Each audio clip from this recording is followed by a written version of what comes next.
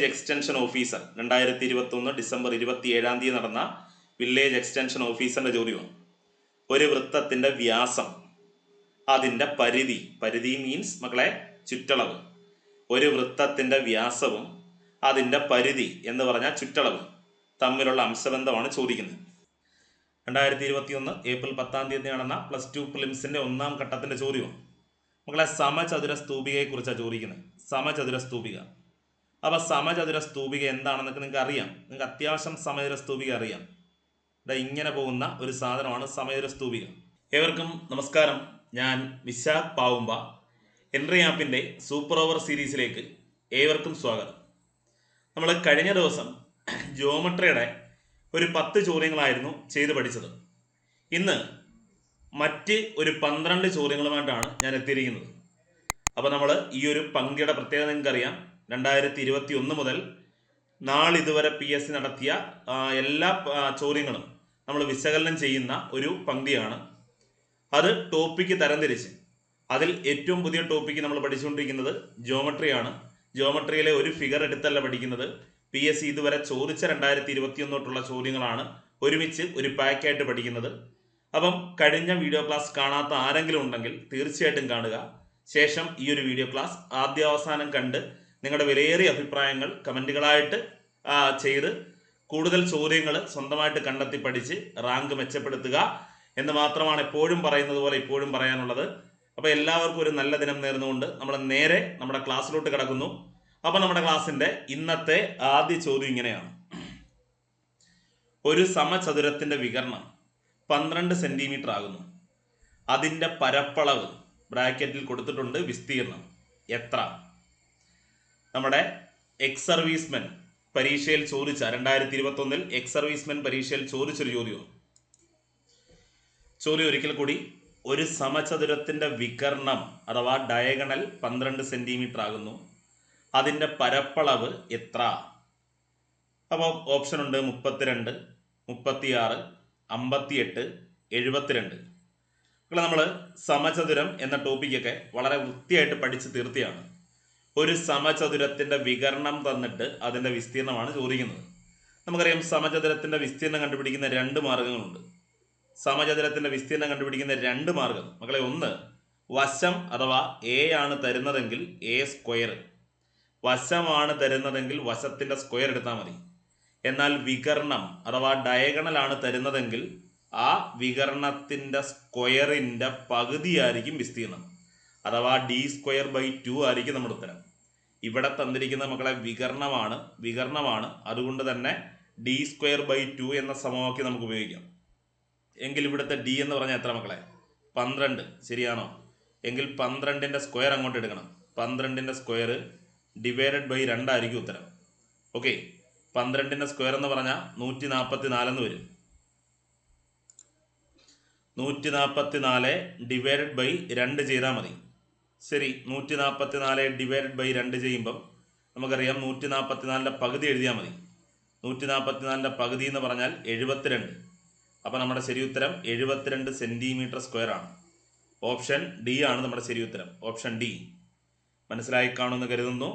ഒന്നുമില്ല മക്കളെ, ഒരു സമചതുരത്തിൻ്റെ വിസ്തീർണം കണ്ടുപിടിക്കുന്ന 2 സമവാക്യങ്ങൾ.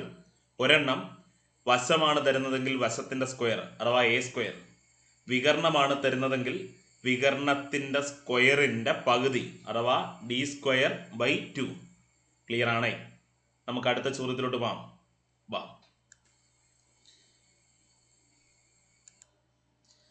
12 metre into 16 metre into 20 metre അളവുള്ള ഒരു ചതുരക്കട്ടയിൽ നിന്നും 4 മീറ്റർ വശമുള്ള എത്ര ക്യൂബുകൾ നിർമ്മിക്കാം?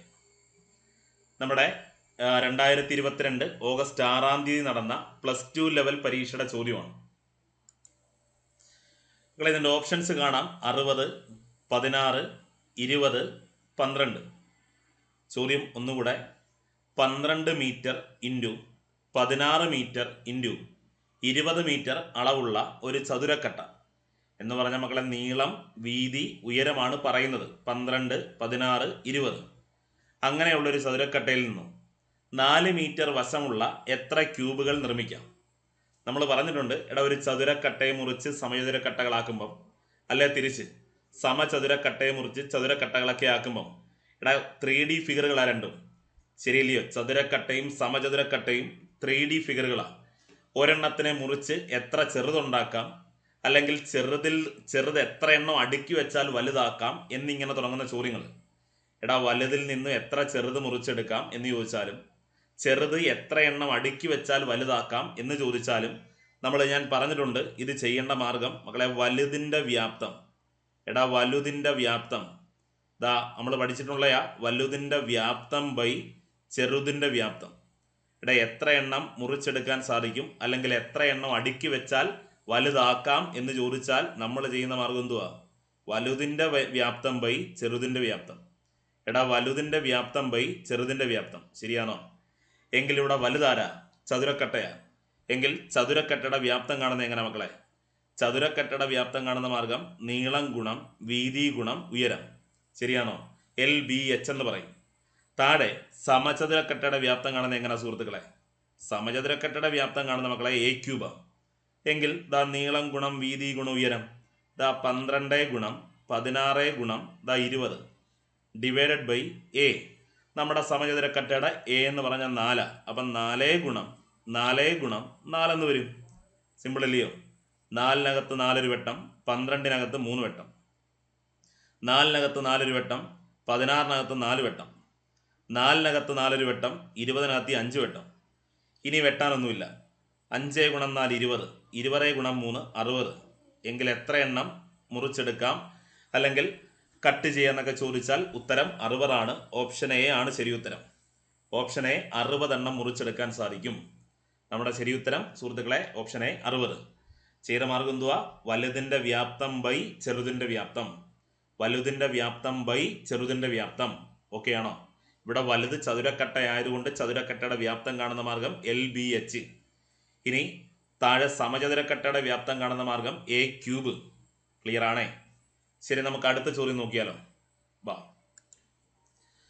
5 മീറ്റർ നീളവും 4 മീറ്റർ വീതിയും 2 മീറ്റർ ഉയരവുമുള്ള ഒരു ടാങ്കിൽ എത്ര ലിറ്റർ വെള്ളം കൊള്ളും? 2022 ഓഗസ്റ്റ് 27 നടന്ന +2 പ്രിലിംസ് സെക്കൻഡ് സ്റ്റേജിൻ്റെ ചോദ്യമാണ്.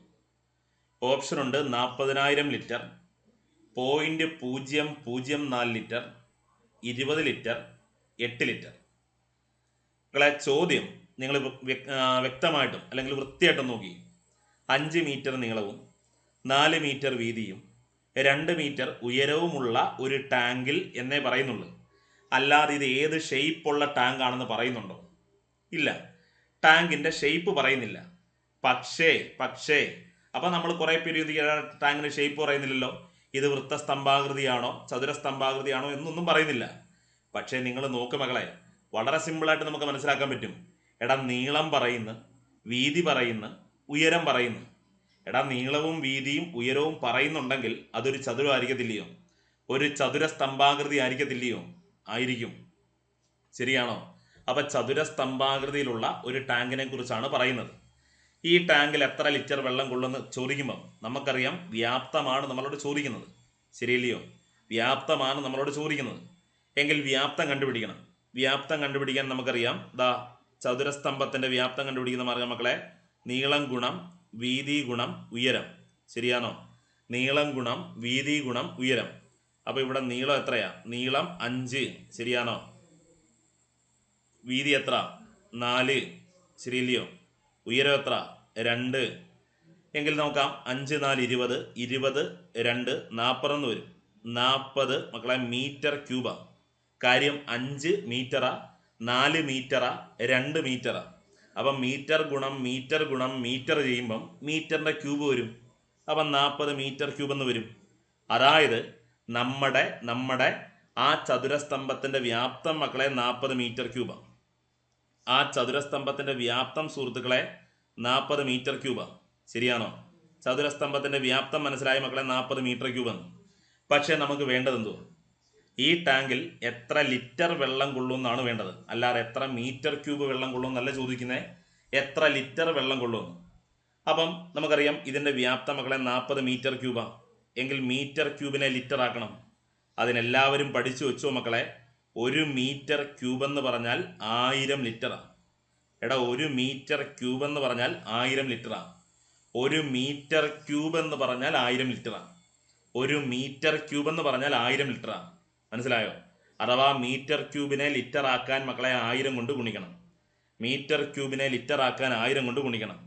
എങ്കിൽ 40 മീറ്റർ ക്യൂബ് എന്ന് പറയുമ്പം 40 ഗുണം മക്കളെ 1000.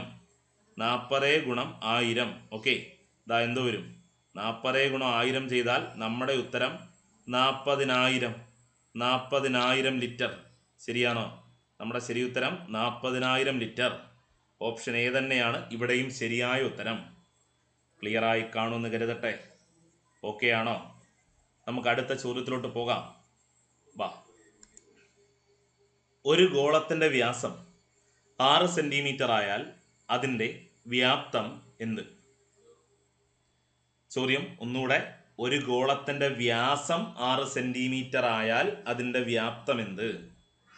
2022 സെപ്റ്റംബർ 17-ാം തീയതി നടന്ന +2 പ്രിലിംസിന്റെ 3-ാം സ്റ്റേജിന്റെ ചോദ്യമാണ്.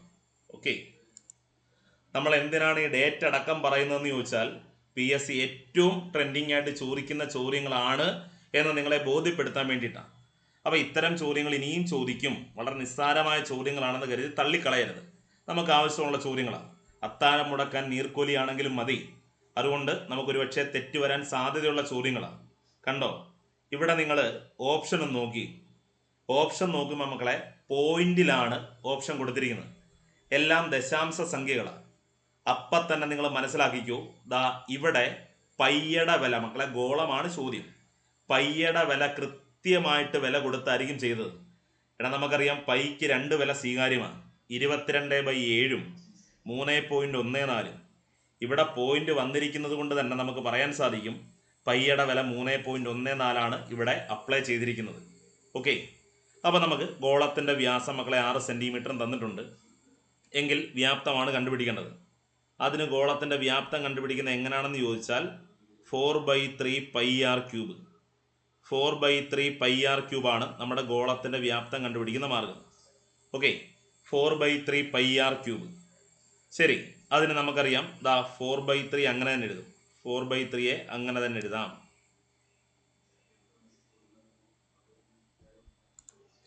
ശേഷം പയ്യയുടെ വാല്യൂ അപ്ലൈ ചെയ്യാം. നമുക്കറിയാം പയ്യയുടെ വില 3.14 ആണ്. ഓക്കെ, 3.14 ഇൻറ്റു മക്കളെ ആരം എഴുതണം. ആരം അതിന് നമ്മുടെ കയ്യിൽ തന്നിരിക്കുന്ന വ്യാസമല്ലേ, വ്യാസം 6 സെന്റിമീറ്റർ എന്നാണ്. അപ്പം നമുക്ക് പറയാൻ സാധിക്കും എടാ വ്യാസം ഡയമീറ്റർ 6 ആണെങ്കിൽ ആരം 3 ആയിരിക്കണം. എങ്കിൽ 3 ഗുണം 3 എന്ന് വരും. ശരിയാണോ? ദാ ഈ 3 മക്കളെ ഇവിടുത്തെ ഒരു 3 വെട്ടിക്കളയാം. ഇനി വെട്ടാനൊന്നുമില്ല. നമുക്ക് നോക്കാം. 3 ഗുണം 3 9. 9 4 36.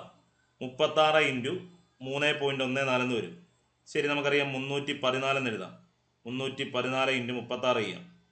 6 4 24 4 ശിഷ്ടം 2. ഓക്കെ, 1 6 6 2 8. 6 3 18. 4 3 12 2 ശിഷ്ടം 1. 1 3 3 1 4. 3 9. ഓക്കെ, 4 8 2 10 0 ശിഷ്ടം 1. 8 4 12 1 13 3 ശിഷ്ടം 1. 9 1 10 1 11. ദാ 11,304 എന്ന് വരും. നമുക്കറിയാം 11,304 ഇവിടെ 2 സ്ഥാനം മാറ്റി പോയിന്റ് ചെയ്യണം. കാര്യം 3.14 ആയിരുന്നു. അവിടെ 2 പോയിന്റ് സ്ഥാനം ഉള്ളതുകൊണ്ട് ഇടത്തോട്ട് 2 സ്ഥാനം മാറ്റി പോയിന്റ് ചെയ്യുമ്പം 113.04 എന്ന് വരും. 113.04. നമ്മുടെ ശരി ഉത്തരം 113.04. എടാ നമ്മളെ തെറ്റിക്കാൻ വേണ്ടി ഇവിടെ ഓപ്ഷൻ സി കിടക്കുന്നുണ്ടോ? 113.14. കുറച്ചു പേരെങ്കിലും പെട്ടെന്ന് കറപ്പിച്ചു വെക്കും. അല്ല, ശരിയായ ഉത്തരം ദാ ഇവിടെ കിടപ്പുണ്ട് 113.04. ഓപ്ഷൻ ബി ആണ് ശരിയായ ഉത്തരം. ക്ലിയർ ആണോ? മനസ്സിലായി കാണുമെന്ന് കരുതട്ടെ. ഓക്കെ അല്ലേ? അപ്പം നമ്മൾ ഗോളവുമായിട്ടൊക്കെ ബന്ധപ്പെട്ട ചോദ്യങ്ങൾ കഴിഞ്ഞ വീഡിയോ ക്ലാസ്സിൽ ചർച്ച ചെയ്തിരുന്നു. അപ്പോൾ ഗോളത്തിൻ്റെ വ്യാപ്തം കണ്ടുപിടിക്കുന്ന മാർഗം ഒരിക്കൽ കൂടി ഓർക്കുക. 4/3 πr³. എന്താ? 4/3 πr³. അടുത്ത ചോദ്യം നോക്കാം. ഒരു ക്യൂബിൻ്റെ വികരണത്തിൻ്റെ നീളം 4√3 സെന്റിമീറ്റർ ആയാൽ അതിൻ്റെ വ്യാപ്തം എത്രയായിരിക്കും? നമ്മുടെ 2022 ഫെബ്രുവരി 26 നടന്ന CEO സിവിൽ എക്സൈസ് ഓഫീസർ പരീക്ഷയുടെ ചോദ്യമാണ്.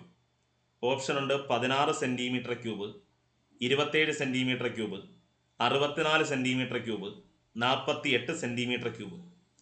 ശരി, ഒരു ക്യൂബിൻ്റെ വികരണത്തിൻ്റെ നീളം 4√3 സെൻറ്റിമീറ്റർ ആയാൽ എന്നാ പറയുന്നത് മക്കളെ. അപ്പം ഒരു ക്യൂബിൻ്റെ വികരണത്തിൻ്റെ നീളമാണ് തന്നിരിക്കുന്നത്. മനസ്സിലാക്ക്, ഒരു ക്യൂബിൻ്റെ വികരണത്തിൻ്റെ നീളം, ഡയഗണലിൻ്റെ ലെങ്താണ് തന്നിരിക്കുന്നത്. അതിന് ഒരു ക്യൂബുമായിട്ട് ബന്ധപ്പെട്ട 1-2 കൺസെപ്റ്റുകൾ ഞാനൊന്ന് പറഞ്ഞോട്ടെ, ഓർത്തു വെച്ചു മക്കളെ. ഒരു ക്യൂബിൻ്റെ വശം എ ആണ്. നമുക്കറിയാം ക്യൂബ് എന്ന് പറഞ്ഞാൽ സമചതുരക്കട്ട, അതിൻ്റെ ഒരു വശം എ ആണ്. അങ്ങനെയാണ് നമ്മൾ പറയുന്നത്, ഒരു വശം എ. വശം എ ആണെങ്കിൽ അതിൻ്റെ ഉപരിതല വിസ്തീർണം മക്കളെ, ടോട്ടൽ സർഫസ് ഏരിയ കാണുന്ന മാർഗം, ടോട്ടൽ സർഫസ് ഏരിയ കാണുന്ന മാർഗം എന്തായിരുന്നു? 6a². ഓർമ്മയുണ്ടോ? 6a². അതിൻ്റെ ഉപരിതല വിസ്തീർണം കാണുന്ന മാർഗം 6a². ഇനി അതിൻ്റെ വോളിയം കണ്ടുപിടിക്കുന്ന മാർഗം മക്കളെ a³. അതിൻ്റെ വോളിയം കണ്ടുപിടിക്കുന്ന മാർഗം a³. വോളിയം കണ്ടുപിടിക്കുന്ന മാർഗം a³. ഇനി അതിൻ്റെ ഏറ്റവും ലോങ്ങസ്റ്റ് ഡയഗണൽ, ഏറ്റവും നീളം കൂടിയ വികരണം കണ്ടുപിടിക്കുന്ന മാർഗം, ലോങ്ങസ്റ്റ് ഡയഗണൽ കണ്ടുപിടിക്കുന്ന മാർഗം മക്കളെ a√3. എടാ a√3. ഒരു ക്യൂബുമായിട്ട് ബന്ധപ്പെട്ട ഈ 3 ഫാക്റ്റുകൾ അങ്ങ് പഠിച്ചു വെച്ചോ മക്കളെ. ഈ 3 ഫാക്റ്റുകൾ പഠിച്ചു വെച്ചു. എന്തൊക്കെയാ? ഒരു ക്യൂബിൻ്റെ ഉപരിതല വിസ്തീർണം കാണുന്ന മാർഗം 6a². ഒരു ക്യൂബിൻ്റെ വ്യാപ്തം, വോളിയം കണ്ടുപിടിക്കുന്ന മാർഗം a³. അതിൻ്റെ ഏറ്റവും നീളം കൂടിയ വികരണം കാണുന്ന മാർഗം a√3. ഒരു ക്യൂബിൻ്റെ ഏറ്റവും നീളം കൂടിയ വികരണം കാണുന്ന മാർഗം a√3. മനസ്സിലായോ? എങ്കിൽ നിങ്ങൾ പറയടാ, ഒരു ക്യൂബിൻ്റെ ഇവിടെ ഇപ്പോൾ എന്തോ തന്നിരിക്കുന്നത്? വികരണം, ലോങ്ങസ്റ്റ് ഡയഗണലാണ് തന്നിരിക്കുന്നത്. ആ ലോങ്ങസ്റ്റ് ഡയഗണൽ കാണുന്ന മാർഗം ഞാൻ പറഞ്ഞല്ലോ മക്കളെ, a√3. എടാ എങ്കിൽ a√3 അല്ലേ തന്നിരിക്കുന്ന 4√3 എന്ന്? അതെ, a√3 ആണ് മക്കളെ 4√3.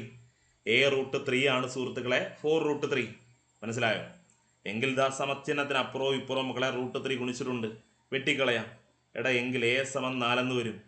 എടാ a = 4 എന്ന് വരും. a4 കിട്ടിയാൽ നിങ്ങൾക്ക് എന്ത് വേണേലും കണ്ടുപിടിക്കാം. ഉപരിതല വിസ്തീർണം വേണേൽ കണ്ടുപിടിക്കാം, വ്യാപ്തം വേണേൽ കണ്ടുപിടിക്കാം, എന്ത് വേണേലും കണ്ടുപിടിക്കാം. അപ്പോൾ ഇവിടെ നമുക്ക് വേണ്ടത് എന്തുവാ? വ്യാപ്തം. വ്യാപ്തം എത്ര എന്നാ ചോദിക്കുന്നത്? വ്യാപ്തം കാണുന്ന മാർഗം മക്കളെ, വോളിയം കണ്ടുപിടിക്കുന്ന മാർഗം എന്തായിരുന്നു? a³ ആയിരുന്നു. a³. എങ്കിൽ ഇവിടെ a എന്ന് പറഞ്ഞാൽ 4. 4ൻ്റെ ക്യൂബ്. 4ൻ്റെ ക്യൂബ് എന്ന് പറഞ്ഞാൽ 64 സെൻറ്റിമീറ്റർ ക്യൂബ്. നമ്മുടെ ശരി ഉത്തരം 64 സെൻറ്റിമീറ്റർ ക്യൂബാ. ഓപ്ഷൻ സി ആണ് ശരി ഉത്തരം. ഓപ്ഷൻ സി ആണ് നമ്മുടെ റൈറ്റ് ആൻസർ. മനസ്സിലായോ? എളുപ്പമല്ലേ? ക്ലിയർ ആണെന്ന് കരുതട്ടെ. അടുത്തിലോട്ട് പോകാം. അപ്പം ക്യൂബുമായിട്ട് ബന്ധപ്പെട്ട 3 ഫാക്റ്റുകളും പഠിച്ചെന്ന് മനസ്സിലാക്കുന്നു, വിശ്വസിക്കുന്നു. ഉപരിതല വിസ്തീർണ്ണ മക്കളെ 6a², വ്യാപ്തം a³, longest diagonal a√3. Clear? ഒരു ബഹുഭുജത്തിൻ്റെ കോണുകളുടെ അളവുകളുടെ തുക 8100 ഡിഗ്രി ആയാൽ അതിൻ്റെ വശങ്ങളുടെ എണ്ണം എന്ത്? ഒരിക്കൽ കൂടി, ഒരു ബഹുഭുജത്തിൻ്റെ കോണുകളുടെ അളവുകളുടെ തുക എന്ന് പറഞ്ഞാൽ മക്കളെ, കോണുകൾ എന്ന് പറഞ്ഞാൽ ആന്തരിക കോണുകൾ എന്നാണ് അർത്ഥം കേട്ടോ. ആന്തരകോണുകളുടെ അളവുകളുടെ തുക 8100 ആയാൽ അതിൻ്റെ വശങ്ങളുടെ എണ്ണം. വശങ്ങളുടെ എണ്ണമാണ് ചോദ്യം മക്കളെ. ഇവിടെ ഓപ്ഷനകത്തിൽ ഡിഗ്രി ചേർത്താണ് പറഞ്ഞിരിക്കുന്നത്. ഡിഗ്രി നിങ്ങളങ്ങ് ഒഴിവാക്കിയേക്കുക. വശങ്ങളുടെ എണ്ണമാണ് ചോദ്യം. അതുകൊണ്ട് 45 ആണ് ഓപ്ഷൻ, 49 ഉണ്ട്, 47 ഉണ്ട്, 46 ഉണ്ട്. ഇത് 4 ഓപ്ഷൻസ്. അന്ന് ഓപ്ഷനിലും ഇങ്ങനെ ഡിഗ്രി ചേർത്താണ് കൊടുത്തിരുന്നത്. പക്ഷേ ആ ഡിഗ്രി ഇല്ല, വശങ്ങളുടെ എണ്ണമല്ലേ ചോദിക്കുന്നത്. അപ്പോൾ വശങ്ങളുടെ എണ്ണത്തിനകത്തിൽ എന്തായാലും ഡിഗ്രി വരത്തില്ലല്ലോ. അപ്പം അങ്ങനെ ചിന്തിക്കും. ഒരു ബഹുഭുജത്തിൻ്റെ കോണുകളുടെ അളവുകളുടെ തുക 8100 ആണെങ്കിൽ അതിനെത്ര വശങ്ങളുണ്ട്? 2022 ഫെബ്രുവരി 28 നടന്ന ഒരു ഡിഗ്രി ലെവൽ മെയിൻസ് പരീക്ഷയാണ് ഇൻസ്പെക്ടിംഗ് അസിസ്റ്റന്റ്.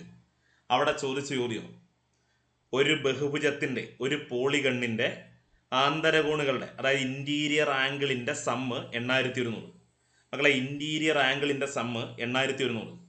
നമുക്കറിയാം ഒരു ബഹുഭുജത്തിൻ്റെ ആന്തരകോണുകളുടെ തുക കാണുന്നത് എങ്ങനെയാണ്? ഒരു ബഹുഭുജത്തിൻ്റെ ആന്തരകോണുകളുടെ തുക കാണുന്നത് മക്കളെ n - 2 × 180. എടാ ഒരു ബഹുഭുജം അത് ഏതും ആയിക്കോട്ടെ, ഏത് ബഹുഭുജത്തിൻ്റെയും ആന്തരകോണുകളുടെ തുക കാണുന്ന മാർഗം n-2 ഇൻറ്റു 180 n-2 ഇൻറ്റു 180 ഏതൊരു ബഹുഭുജത്തിൻ്റെയും ആന്തരകോണുകളുടെ തുക കാണുന്ന മാർഗം എന്താണ് പറ? n-2 into 180. ഓക്കെ ആണോ? എങ്കിൽ ആ n-2 ഇൻറ്റു 180 ആണ് മക്കളെ തന്നിരിക്കുന്നത് എത്ര? 8100 എടാ ആന്തരകോണുകളുടെ തുകയാണ് നമ്മുടെ കൈവശം തന്നിരിക്കുന്നത്. എങ്കിൽ ആ ആന്തരകോണുകളുടെ തുക 8100. എങ്കിൽ ഇതിൽ നിന്നും വശങ്ങളുടെ എണ്ണമാണ് കണ്ടുപിടിക്കണ്ടേ. നമുക്കറിയാം വശങ്ങളുടെ എണ്ണമാണ് മക്കളെ n. എങ്കിൽ n കണ്ടുപിടിക്കാൻ നമ്മൾ ആദ്യം n-2നെ ഇവിടെ തന്നെ എഴുതും. ഓക്കെ, n-2നെ ഇവിടെ തന്നെ എഴുതിയിട്ട് എന്തോ ചെയ്യും? 8100 ഡിവൈഡഡ് ബൈ 8100 ഡിവൈഡഡ് ബൈ അപ്പുറത്ത് ഗുണിച്ചിരിക്കുന്ന 180നെ ഇപ്പുറത്തുണ്ടെന്ന് ഹരിക്കും. ശരിയാണോ? അപ്പോൾ എന്ത് വരും? n-2 സമം മക്കളെ n-2 സമം 8100നെ 180 കൊണ്ട് ഹരിക്കുമ്പം 45 എന്ന് വരും മക്കളെ. 45. എടാ n-2ൻ്റെ വില 45. n-2ൻ്റെ വില 45 എങ്കിൽ n സമം 45 -2 അപ്പുറത്ത് വരുമ്പം +2 വരും. 45 + 2 എന്ന് പറഞ്ഞാൽ 47. എങ്കിൽ ആ ബഹുഭുജത്തിനാകെ മക്കളെ 47 വശങ്ങളുണ്ട്. ആ ബഹുഭുജത്തിന് മക്കളെ ആകെ 47 വശങ്ങളുണ്ട്. ശരി ഉത്തരം ഓപ്ഷൻ സി 47 ആണ്. അപ്പോൾ ഒന്ന് ആലോചിക്ക്, ഒരു ബഹുഭുജത്തിൻ്റെ ആന്തരകോണുകളുടെ തുക കാണുന്ന മാർഗം n-2 into 180. n-2 into 180. Okay ആണോ? ക്ലിയർ അല്ലേ? അപ്പം ഒന്നുകൂടെ പഠിച്ചു. ഒരു ബഹുഭുജത്തിൻ്റെ ആന്തരകോണുകളുടെ തുക മക്കളെ കാണുന്ന മാർഗം n-2 ഇൻറ്റു 180. ഇനി ഒരു കാര്യം കൂടെ പഠിച്ചു. ഒരു ബഹുഭുജത്തിൻ്റെ ബാഹ്യകോണുകളുടെ തുക എപ്പോഴും 360 ഡിഗ്രി ആയിരിക്കും. അത് ഏത് ബഹുഭുജമായാലും, ത്രികോണമായാലും, അങ്ങോട്ട് തുടങ്ങുന്ന ഏത് ബഹുഭുജമാണെങ്കിലും മക്കളെ ബാഹ്യകോണുകളുടെ തുക 360 ഡിഗ്രി തന്നെ ആയിരിക്കും. അതിന് ചേഞ്ച് ഉണ്ടാവത്തില്ല കേട്ടോ. എന്നാൽ ആന്തരകോണുകളുടെ തുക കാണുന്ന മാർഗം എന്താ? n-2 into 180. ആന്തരകോണുകളുടെ തുക കാണുന്ന മാർഗം n-2 ഇൻറ്റു 180. ക്ലിയർ? നമുക്ക് അടുത്ത ചോദ്യം നോക്കിയാലോ. വാ, അടുത്തത് അത്യാവശ്യം നല്ലൊരു ചോദ്യമാണ്. 220 സ്ക്വയർ ഫീറ്റ് വ്യാപ്തിയുള്ള ഒരു തറയിൽ ടൈൽസ് ഇടുന്നതിനായി 2x2 ഫീറ്റും 4x2 ഫീറ്റും വിസ്തീർണമുള്ള ടൈൽസ് ലഭ്യമാണ്. ഈ ടൈൽസിൻ്റെ ഒരെണ്ണം വില 50 രൂപയും 80 രൂപയുമാണ് എന്ന് പറഞ്ഞാൽ ഒന്നാമത് പറഞ്ഞതിൻ്റെ വില ഒരെണ്ണത്തിന് 50 രൂപ, രണ്ടാമത് പറഞ്ഞതിൻ്റെ ഒരെണ്ണത്തിൻ്റെ വില 80 രൂപ. അങ്ങനെയെങ്കിൽ ആ തറയിൽ ടൈൽ പതിപ്പിക്കാനുള്ള ഏറ്റവും കുറഞ്ഞ ചിലവ് എത്രയാകും? മക്കളെ 2021 നവംബർ 13 നടന്ന ഡിഗ്രി പ്രിലിംസിൻ്റെ 1ാം സ്റ്റേജിൻ്റെ ചോദ്യമാണ്. ഓപ്ഷൻസ് ഉണ്ട്. 2150 രൂപ, 2210 രൂപ, 2230 രൂപ, 2240 രൂപ. അടിപൊളി ചോദ്യമാണ്. ഒന്നുകൂടെ ചോദ്യം പറയാം, വലിയ ചോദ്യമാണ്. 220 സ്ക്വയർ ഫീറ്റ് വ്യാപ്തിയുള്ള ഒരു തറ. ഇവിടെ മക്കളെ 2x2 ഫീറ്റ് ഉള്ള ടൈലും ഉണ്ട്, 4x2 ഫീറ്റുള്ള ടൈലും ഉണ്ട്, വിസ്തീർണമുള്ള ടൈലും ഉണ്ട്. കണ്ടോ, രണ്ടിൻ്റെയും വിസ്തീർണമാണ്. 2x2 എന്ന് പറഞ്ഞാൽ മക്കളെ നീളവും വീതിയുമാണ്. നമുക്കറിയാം നീളവും വീതിയുടെ ഗുണിക്കുമ്പോഴാണല്ലോ വിസ്തീർണം കിട്ടുന്നത്. അതേപോലെ 4ഉം 2 എന്ന് പറയുന്നതും നീളവും വീതിയുമാണ്. നീളവും വീതിയുടെ ഗുണിക്കുമ്പോഴാണല്ലോ വിസ്തീർണം കിട്ടുന്നത്. അങ്ങനെ ഈ 2 ടൈപ്പുള്ള ടൈലുകൾ ലഭ്യമാണ്. ഇതിൽ ആദ്യം പറഞ്ഞ 2x2 ഉള്ള ടൈലിൻ്റെ ഒരെണ്ണത്തിൻ്റെ വില 50 രൂപ, 4x2 ഉള്ള ടൈലിൻ്റെ ഒരെണ്ണത്തിൻ്റെ വില 80 രൂപ. എങ്കിൽ ഇത് ഏതിട്ടാൽ അല്ലെങ്കിൽ എങ്ങനെ ഇട്ടാൽ ഏറ്റവും കുറഞ്ഞ ചിലവാക്കാം, അല്ലെങ്കിൽ ഏറ്റവും കുറഞ്ഞ ചിലവാണ് കണ്ടുപിടിക്കേണ്ടത്. ശരി, ഞാൻ അതൊന്ന് മാറ്റി ചെയ്യുക. മക്കളെ നമ്മുടെ തറയുടെ വ്യാപ്തി അല്ലെങ്കിൽ വിസ്തീർണം എത്ര? 220 മീറ്റർ. തറയുടെ വിസ്തീർണം 220 മീറ്റർ. നമുക്കറിയാം എത്ര എണ്ണം അടുക്കി വെച്ചാൽ വലുതാക്കാന്നായി ചോദിക്കുന്നത്. ശരിയാണോ? എടാ 2x2 ഉള്ള 2x2 നീളവും വീതിയുള്ള ടൈൽ എത്ര എണ്ണം അടുക്കി വെക്കാൻ പറ്റും നമുക്ക് ആദ്യം ഒന്ന് കണ്ടുപിടിക്കാം. അപ്പം തറയുടെ വിസ്തീർണം ബൈ, അതായത് ഇവിടെ വിസ്തീർണം കൊണ്ടാണ് ചെയ്യുന്നത്. അപ്പം വലുതിൻ്റെ വിസ്തീർണം ബൈ ചെറുതിൻ്റെ വിസ്തീർണം ചെയ്താൽ എത്ര എണ്ണം വേണമെന്ന് കണ്ടുപിടിക്കാം. ശരിയാണോ? എടാ 2x2 ഉള്ള ടൈലാണ് ആ തറയിൽ മൊത്തം ഇടുന്നതെന്ന് വിചാരിക്കുക. 2x2 അതായത് 2x2 ഉള്ള ടൈലാണ് തറയിൽ മൊത്തം ഇടുന്നത് എന്ന് വിചാരിക്കുക. അങ്ങനെയെങ്കിൽ എത്ര ടൈല് വേണമെന്ന് കണ്ടുപിടിക്കാൻ തറയുടെ വിസ്തീർണം, അതായത് വലുതിൻ്റെ വിസ്തീർണം ബൈ ചെറുതിൻ്റെ വിസ്തീർണം, വലുതിൻ്റെ വിസ്തീർണം ബൈ ചെറുതിൻ്റെ വിസ്തീർണം. അപ്പോൾ വലുത് തറയുടെ വിസ്തീർണം ബൈ ടൈലിൻ്റെ വിസ്തീർണം.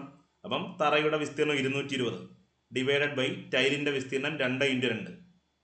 ശരിയാണോ? അപ്പോൾ വെട്ടിക്കളയുമ്പോൾ മക്കളെ എന്ത് വരും? ആദ്യം 110 വരും. 110നെ വീണ്ടും 2 കൊണ്ട് കിട്ടുമ്പോൾ 55 വരും. 55. അപ്പോൾ മനസ്സിലായി. എടാ 2 × 2 മീറ്റർ അല്ലെങ്കിൽ 2 × 2 ഫീറ്റ് ഉള്ള ടൈലാണ് ഇടുന്നതെങ്കിൽ 55 എണ്ണം വേണം. ഇത് ഓക്കെയാണോ? 55 എണ്ണം വേണ്ടി വരും. 55 എണ്ണം. ഓക്കെ, 55 എണ്ണം വേണ്ടി വരും.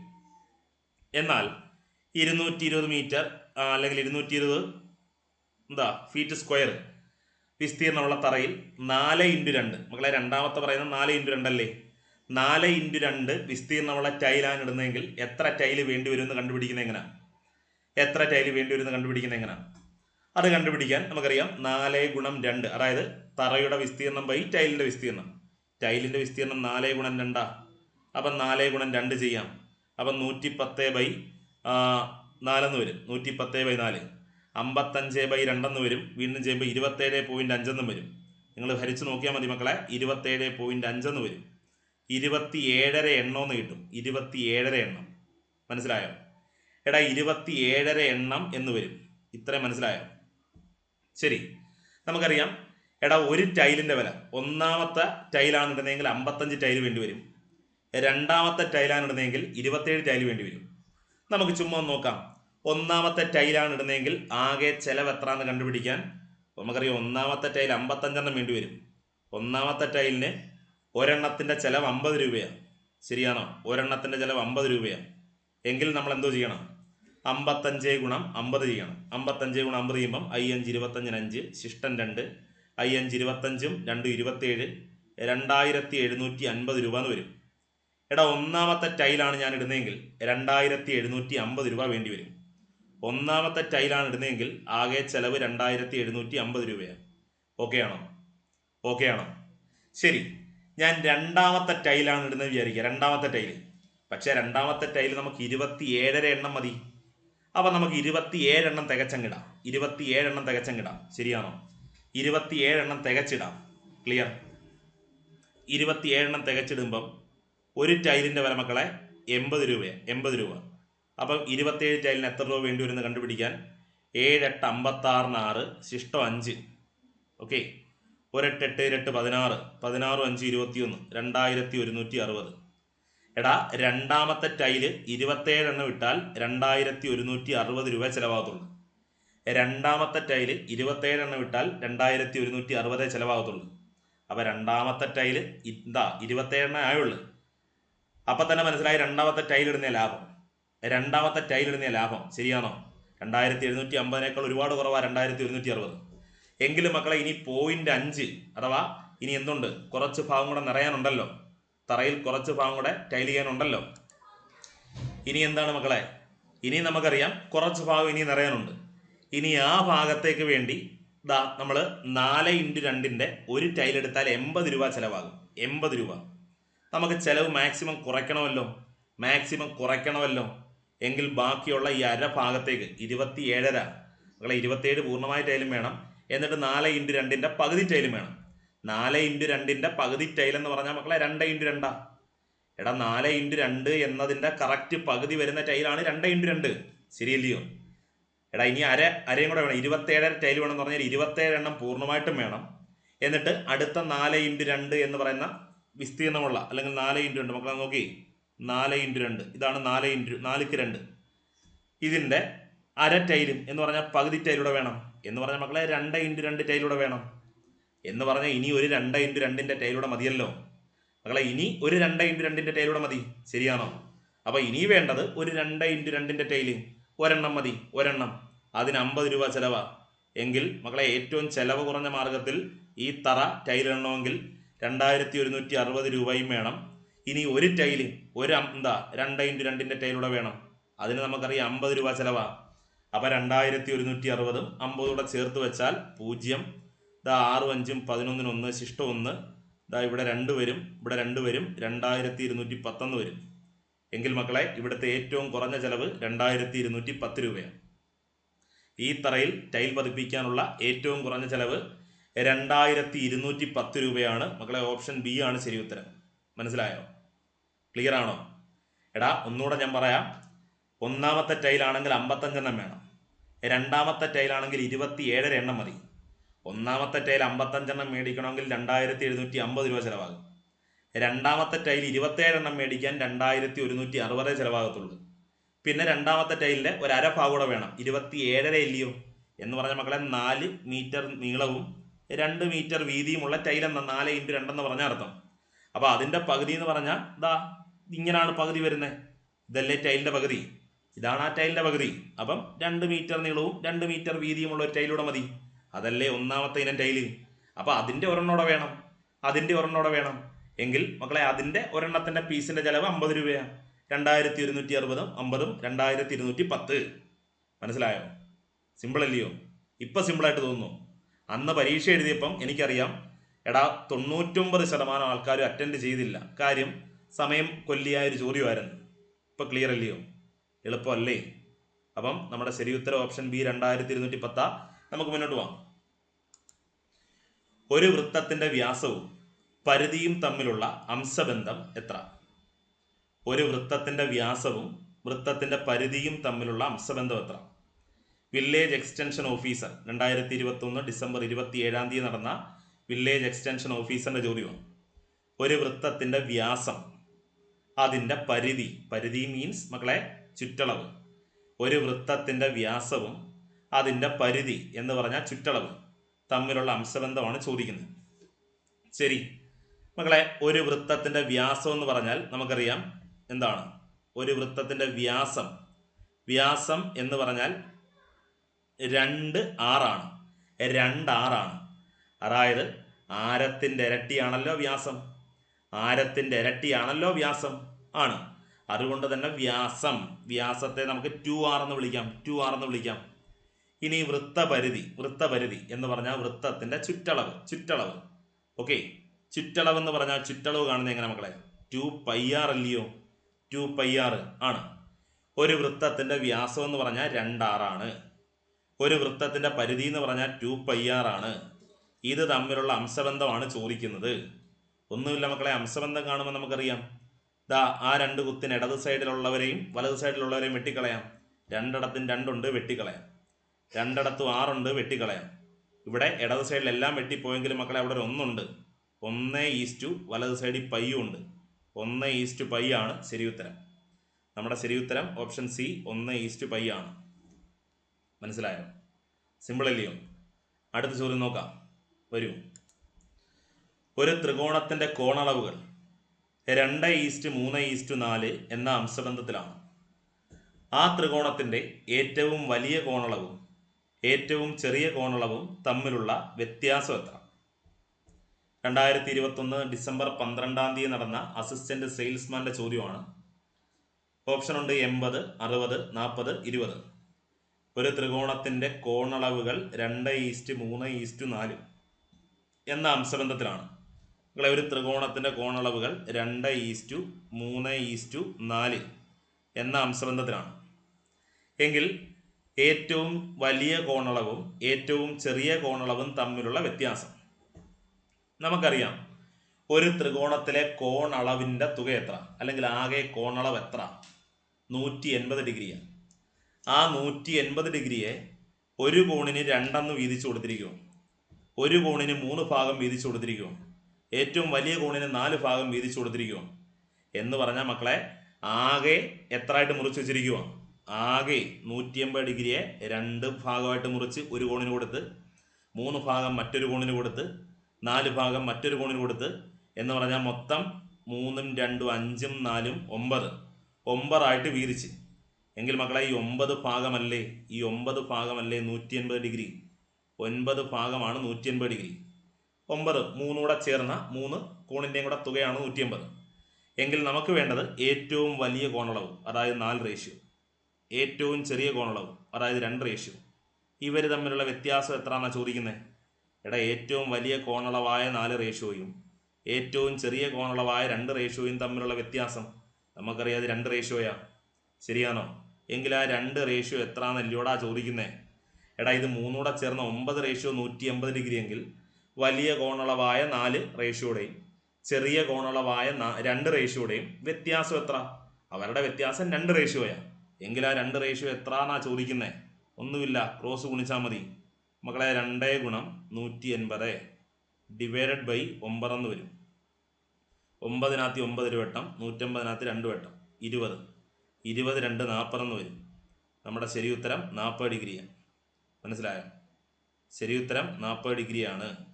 ഓക്കെ, ഓപ്ഷൻ സി ആണ് ഇവിടെ ശരി ഉത്തരം. ഓപ്ഷൻ സി മനസ്സിലായി കാണുമെന്ന് കരുതുന്നു. ശരി ഉത്തരം 40 ഡിഗ്രി. ആ ഏറ്റവും വലിയ കോണിൻ്റെയും ഏറ്റവും ചെറിയ കോണിൻ്റെയും വ്യത്യാസം 40 ഡിഗ്രിയാണ്. ക്ലിയർ ആണോ? അടുത്ത ചോദ്യം നോക്കാം. വരൂ. 2 ഗോളങ്ങളുടെ ഉപരിതല പരപ്പളവുകളുടെ അംശബന്ധം 16:25 ആയാൽ അവയുടെ വ്യാപ്തങ്ങളുടെ അംശബന്ധം എത്ര? 2 ഗോളങ്ങളുടെ ഉപരിതല പരപ്പളവുകളുടെ അംശബന്ധം 16:25 ആയാൽ അവയുടെ വ്യാപ്തങ്ങളുടെ അംശബന്ധം എത്ര? മക്കളെ, ഞാൻ പറയുന്ന കാര്യം വ്യക്തമായിട്ട് കേട്ടോണേ. തന്നിരിക്കുന്നത് 2 ഗോളങ്ങളുടെ ഉപരിതല പരപ്പളവുകളുടെ അംശബന്ധമാണ്. ഉപരിതല പരപ്പളവുകളുടെ അംശബന്ധമാണ്. ശരിയാണോ? എടാ, രണ്ട് ഗോളങ്ങളുടെ ആരങ്ങൾ R1-ഉം R2-ഉം എന്നിരിക്കട്ടെ. മക്കളെ, 2 ഗോളങ്ങളുടെ ആരങ്ങൾ R1-ഉം R2-ഉം എന്നിരിക്കട്ടെ. എടാ, 2 ഗോളങ്ങളുടെ ആരങ്ങൾ R1-ഉം R2 ആണെങ്കിൽ മക്കളെ, ഉറപ്പായിട്ടും അവരുടെ ഉപരിതല പരപ്പളവുകൾ R1² എന്ന റേഷ്യോയിലായിരിക്കും. പഠിച്ചു നോക്ക്.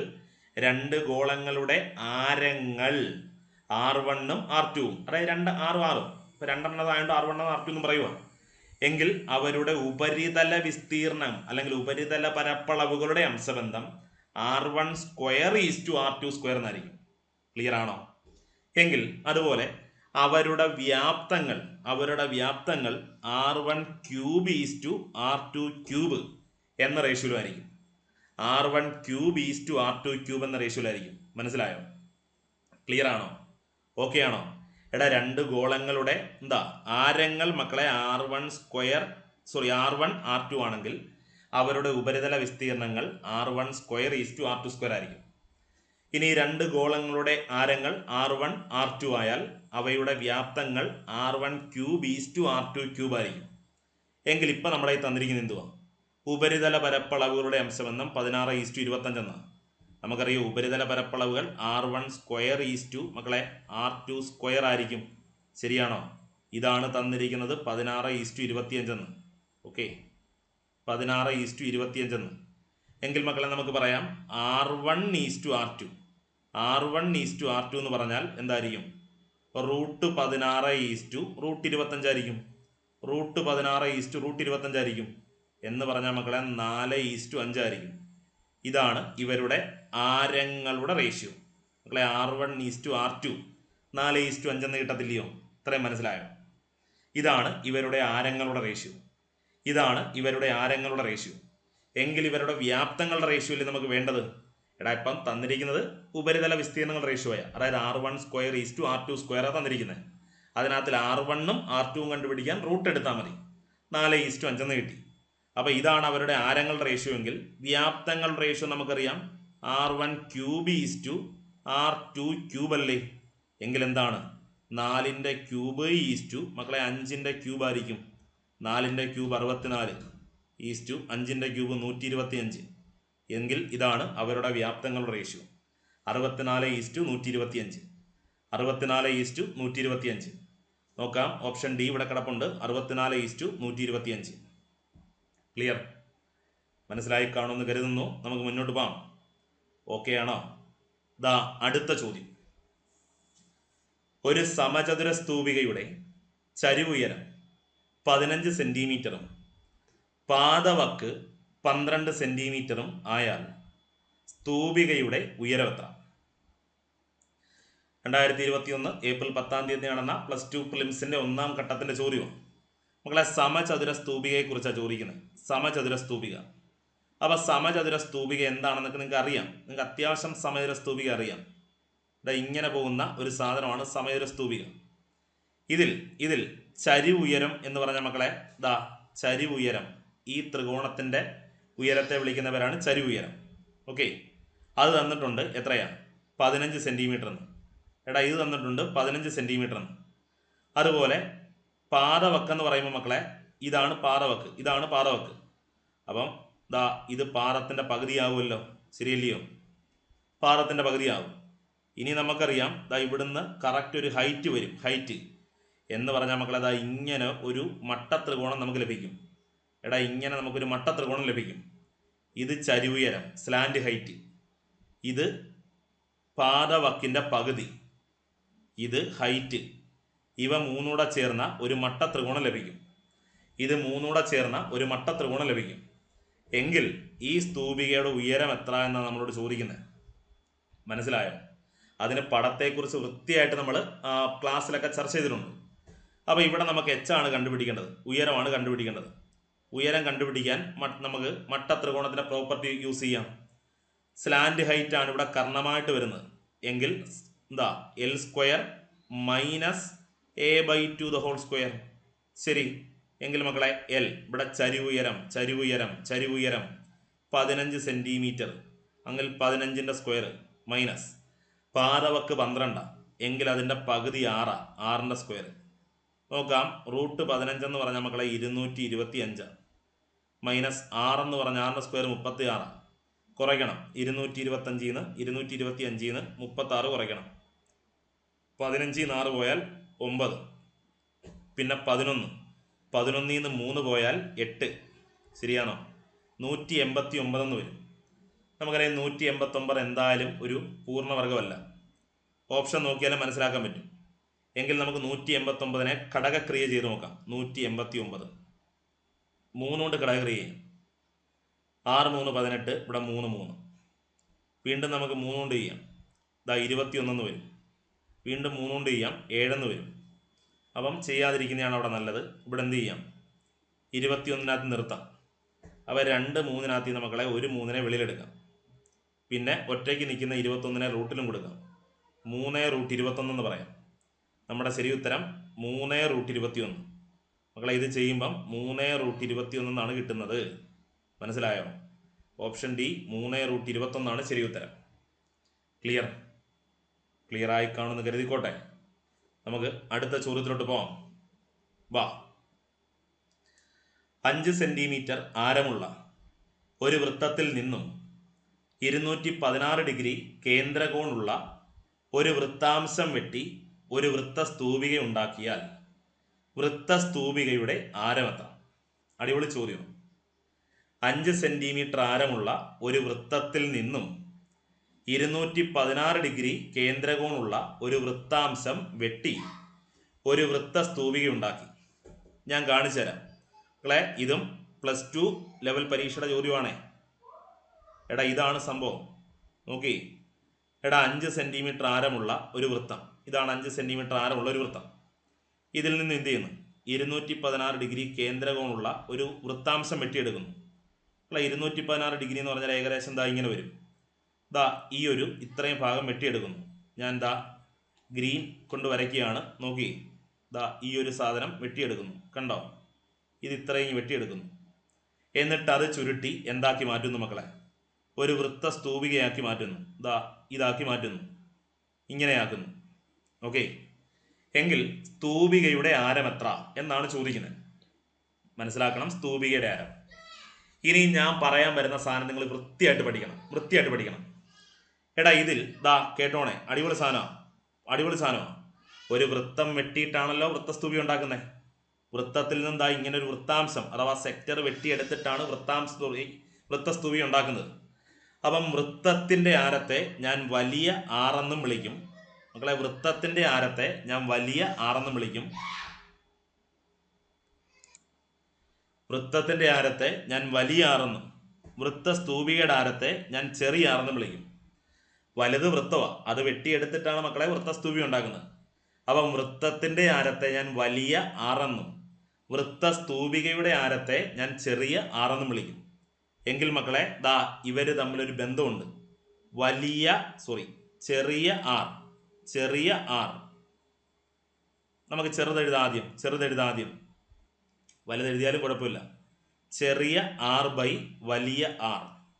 എടാ ചെറിയ ആർ ബൈ വലിയ R equal to x by 360.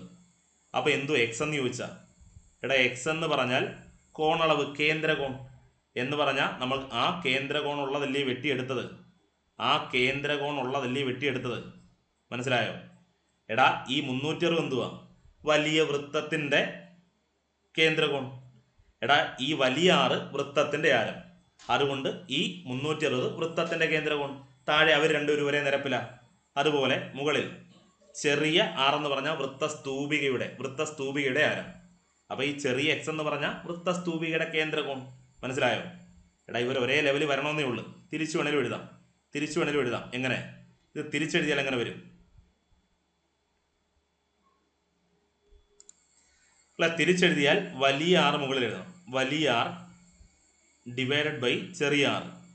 വലിയ ആർ ഡിവൈഡഡ് ബൈ ചെറിയ R equal to 360 by x എന്ന് എഴുതാം.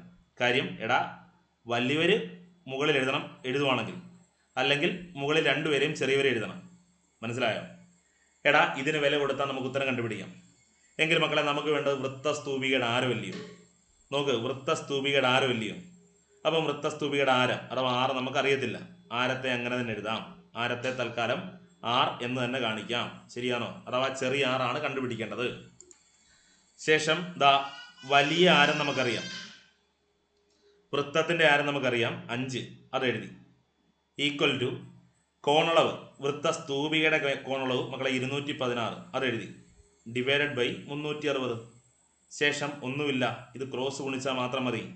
അപ്പം 360 ആർ ഈക്വൽ ടു 5 ഇൻറ്റു 216 എന്ന് വരും. Okay, R equal to 5 into 216 divided by 360 എന്ന് വരും. നമുക്ക് വെട്ടാം. 5-നകത്ത് 5 ഒരു വെട്ടം, 36-നകത്ത് 5, 7 5 35. ശിഷ്ടം 1 10-നകത്ത് 2 വെട്ടം. ഓക്കെ, 72-നകത്ത് മക്കളെ 72 ഒരു വെട്ടം. 72 3 തവണ 216. ദാ നമ്മുടെ ആൻസർ കിട്ടും. ആർ ഈക്വൽ ടു 3 എന്ന്. ആരം 3 എന്ന് കിട്ടും. നമ്മുടെ വൃത്തസ്തൂപികയുടെ ആരം മക്കളെ 3 സെൻറ്റിമീറ്റർ എന്ന് കിട്ടും. ദാ ഇതാണ് ശരി ഉത്തരം. മനസ്സിലായോ? നമ്മുടെ വൃത്തസ്തൂപികയുടെ ആരം 3 സെൻറ്റിമീറ്റർ എന്ന് വരും. എടാ ഒരു വൃത്തം വെട്ടി വൃത്തസ്തൂപിക ഉണ്ടാക്കുമ്പം അവർ തമ്മിലുള്ള ബന്ധം മക്കളെ ഇതാ. എന്തുവാ? ചെറിയ ആർ ബൈ വലിയ ആർ സമം എക്സ് ബൈ 360. തിരിച്ചും പറയാം, വലിയ ആർ ബൈ ചെറിയ ആർ സമം 360 ബൈ എക്സ്. ഓക്കെ ആണോ? മനസ്സിലായി കാണുമെന്ന് കരുതുന്നു. അപ്പോൾ നമ്മളിതാ ഇതുവരെ പറഞ്ഞ എല്ലാ ചോദ്യങ്ങളും അടിപൊളി ചോദ്യങ്ങളായിരുന്നു, സൂപ്പർ ചോദ്യങ്ങളായിരുന്നു. ഒരെണ്ണം പോലും നമുക്ക് എടുത്ത് മാറ്റാൻ പറ്റത്തില്ല. എല്ലാം തന്നെ PSC അടുത്തിടെ ചോദിച്ച ചോദ്യങ്ങളാണ്. അപ്പം നിങ്ങളും കൃത്യമായിട്ട് ഇതെല്ലാം കണ്ട് അവസാനം വരെ എന്നോടൊപ്പം ഉണ്ടായിരുന്ന എല്ലാവർക്കും ഒരിക്കൽ കൂടി നന്ദി അറിയിച്ചുകൊണ്ട് നിങ്ങൾക്കിത് ഉപകരിക്കട്ടെ എന്ന് പ്രത്യാശയുണ്ട്. നിങ്ങൾക്ക് കൂടുതലായിട്ട് ഉപകരിച്ചു അല്ലെങ്കിൽ തീർച്ചയായിട്ടും ഉപകരിച്ചു എന്ന് തോന്നിയാൽ നിങ്ങൾ കൂട്ടുകാരിലേക്ക് ഷെയർ ചെയ്യുക. അപ്പോൾ എല്ലാവർക്കും ഒരു നല്ല ദിനം നേർന്നുകൊണ്ട് തൽക്കാലം ഇന്ന് അവസാനിപ്പിക്കുന്നു. Bye from Vishakh Pavumba.